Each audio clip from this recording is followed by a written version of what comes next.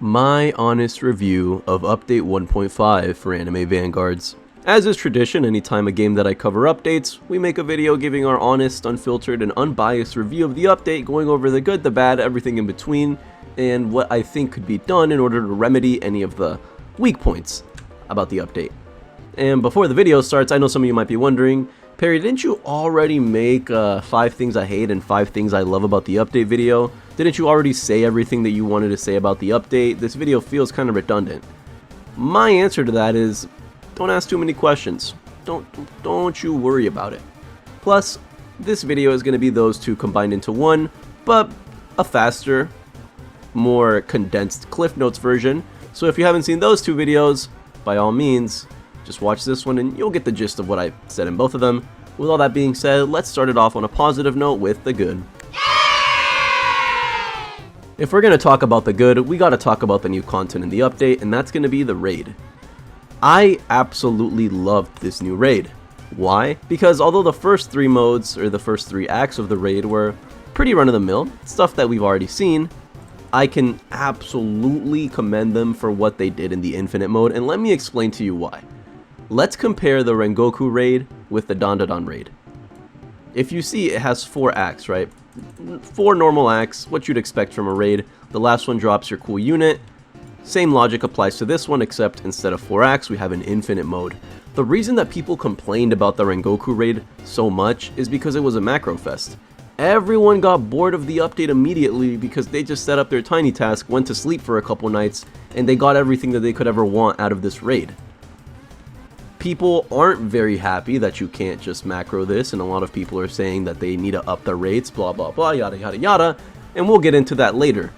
But for what it is, right, if you look at this in a vacuum from a purely gameplay perspective, this is really good. It is a huge step in the right direction in terms of tower defense games, and it shows that they're actively listening to their community, because a lot of people were complaining that the raids were a macro fest. So what did they do? They gave you a raid that you couldn't macro.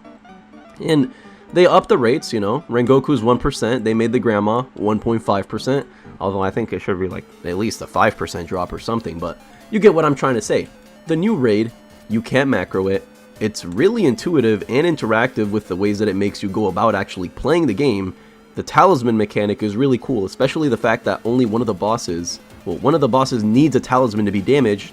That's a really cool mechanic. A lot of the modifiers within that raid are completely unique to that raid, and being able to mix and match different modifier combinations, making your unit stronger, and also balancing out how many negative modifiers you want to use to ensure you get as many wisps as possible, I really enjoyed that. And I think it's absolutely an understatement to say that this raid is boring. I really enjoyed the last act of the raid. The first 3 I was like, yeah, let's just get it over with. I really liked playing this one. Albeit, it's not a perfect game mode, and there might be some things that people disliked about it, and we'll get into that later. But for what it is, and for the gameplay features that it instilled into the game, I absolutely love that.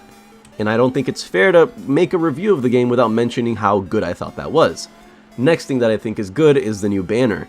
Now, I know when I say that, some people might jump the gun and be like, what do you mean by that? Well, we'll get into the good and the bad, but right now we're just focusing on the positive. This new banner gave us 3 new units, a new Vanguard unit, which we'll talk about him. He's cool. We'll talk about him. 3 new units and skins. Bunch of skins. In fact, skins were never teased to begin with, so I had no idea that this was going to be a thing.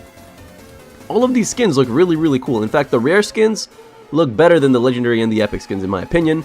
The Miku skin for Hakura Rain is really cool. I want the Royal Jogo. I really want this. His cosmetic looks dope as fuck. I want this, but I don't know if I'm going to be able to get it. I know I'm not going to get this, but new banner, an entirely new banner, is definitely something that has to be in the positives because it's new content. Something else that I liked, the banners. These 2 banners are super duper cool, and I know that I mentioned them listening to their community earlier. I want to restate that one more time because they added the banners into the Spirit Shop. Now, was that because I made my complaint video about it a day ago? Actually, I don't know if it's been a day ago, like 15 hours ago at the time that I'm recording this. Maybe, who knows? We'll never know. What I do know is that I am extremely appreciative of the fact that they didn't just lock the 2 best banners in the game behind a bundle that you have to pay for. The fact that they made these a free-to-play, they gave it a free-to-play alternative route in order to obtain them.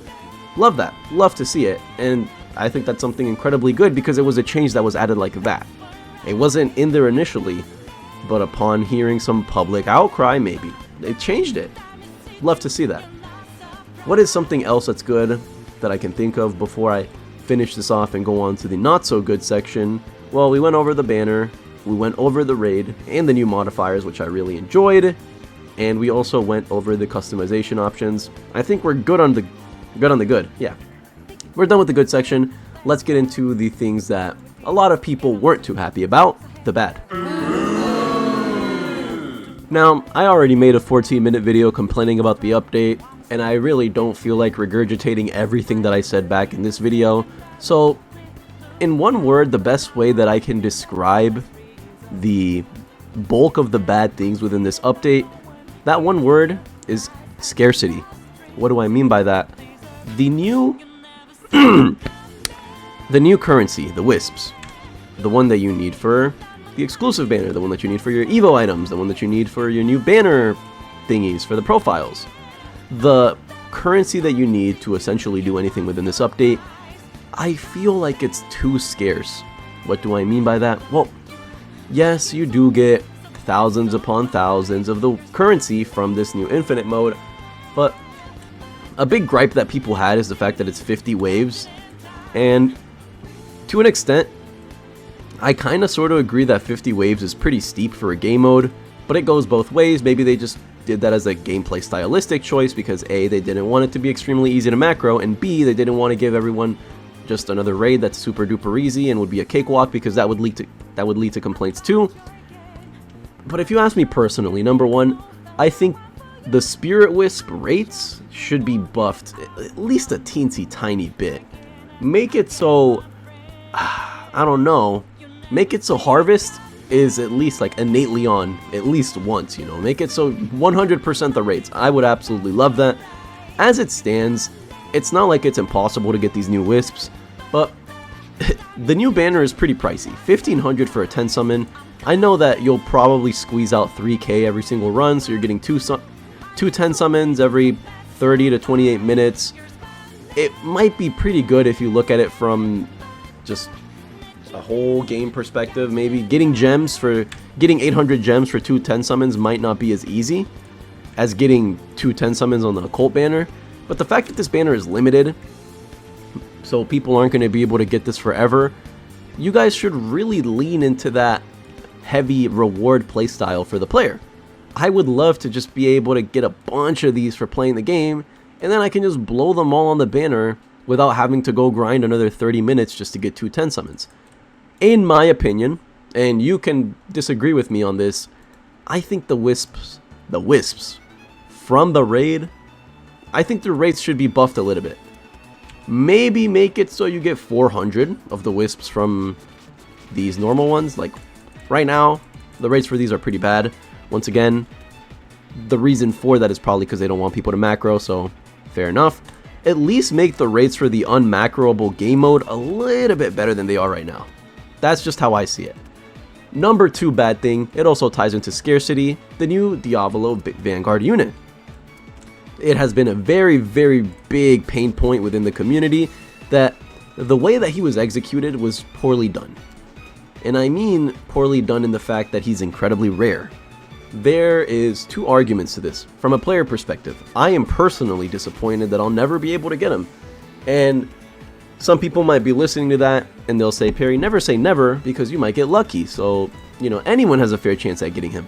A 0.005% unit that's limited, I like to be realistic with myself. I'm probably not going to get him. And, you know, he was sneaked initially. There was a lot of hype behind him. We saw his cutscene. And everyone was really, really excited to use him. I imagine a lot of people were met with dismay at the fact that he is an incredibly rare unit that only the top 1% of collectors are going to be able to obtain in the first place. Now, there is another side to it where, you know, the devs have publicly stated this before. this was intentional. They want Diavolo to be a rare collector's unit. They didn't just want anyone to be able to get him immediately. They didn't want him to be a unit that everyone had on their team. This was a decision consciously made on purpose. My response to that is that I personally would have liked it if he was easy to obtain. That's just the side that I fall under. There's no if, buts, or in-betweens for that. I would have just personally liked Diavolo to be an easy unit to obtain. Then again, I can see the argument where if there are no rare or very hard to get units within a tower defense game, it defeats the purpose of the It defeats the purpose of the rarity hierarchy. Because everything in this game is pretty easy to get, all things considered. Any secret is very easy to get besides Alucard. You can get any secret in this game within a couple days if you know what you're doing. Any mythic is extremely easy to get. There's a pity for them. I get where they're coming from when they want a unit to be rare for the sake of being rare. I just think that if you were going to do that, maybe don't sneak it. Because then a big chunk of your community is hyped up for said unit, which they'll never be able to obtain. Then again, they wanted to build hype for the update. They wanted to show off some of their best work. And let me tell you, that unit looks amazing. That really is some of their best work. So I digress. I just personally wish Diavolo was easier to obtain. And I also wish that we got a little bit more wisps from running the new raid. Let's move into my closing thoughts. So what are my final thoughts on the update? Do I think it was worth the wait? Yeah. Do I think the update was disappointing? Only on the monetization side of things. How do I rate the update on my honest opinion? I'd give this update a solid 7.5 out of 10, maybe even an 8 if we're feeling really good. And let me explain myself. I know that as soon as I say that, there's gonna be an immediate group of people that are gonna jump the gun and write a very angry comment or an unhappy comment about me just mindlessly glazing the game, supporting it no matter what, yada yada. And even though I gave you a full video with my exact reasoning and opinions as to why I'm saying what I'm saying, people aren't going to listen to me. And they're not going to care anyway.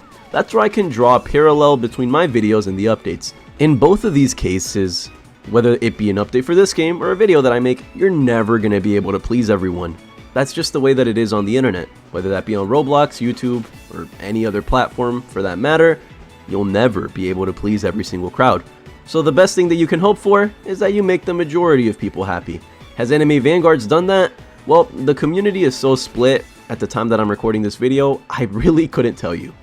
But I hope that after watching my videos, even if you disagree with me, you can at least see where I'm coming from on some things. So with all that out of the way, thank you for watching this video, and that's going to bring us to the end of it. If there's anything that I want you to take away from this, it's that this is good, and this is bad, and, okay, why am I so slow? That's good, that was bad, this is neutral territory, because there are things that people like and dislike about this banner. That's really how I can summarize it as well as I can. But with all that out of the way, this has been my honest review of Update 1.5, and thank you for watching. If you made it till the end of the video, feel free to like, sub, comment. Let me know in the comments what you think about this update and what you think about my opinions on said update. So, with all that out of the way, have a great day or night wherever you are. Stay tuned for more content, and we'll catch you in the next one.